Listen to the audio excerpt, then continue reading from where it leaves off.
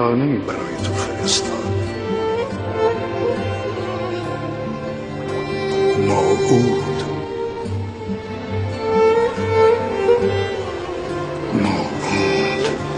موعود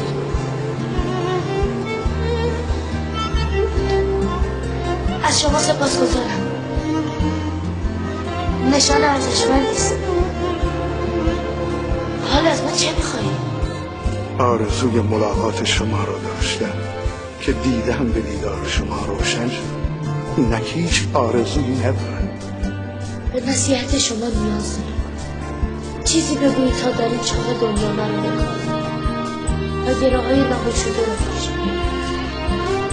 رمز همه هستی در دستان توست. تو را به نصیحت نیاز. کدام رمز؟ خوب بنگر. هر دست تو را چند بند و چند انگشته است.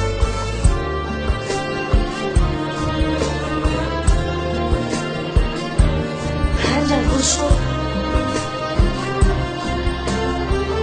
14. این همان رمزی است که گفتم. 5 و 14. 5 و 14 یعنی چه؟ این رمز در زمان ظهور آخرین پیامبر گشوده خواهد شد و رمز وجود هستی در همین 2 عدد است. به آنها متوسل شد، آرامش و نجات خواهی یافت. آرامش و نجات خواهی یافت.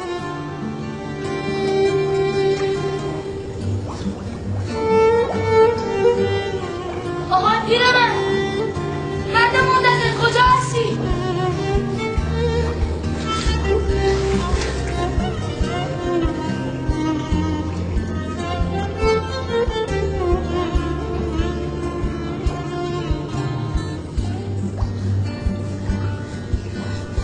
نکنه خواب میدیدم.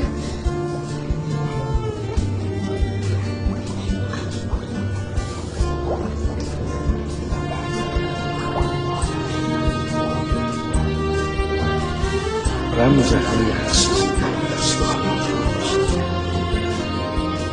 چرا فشردن این مهری به من آرامش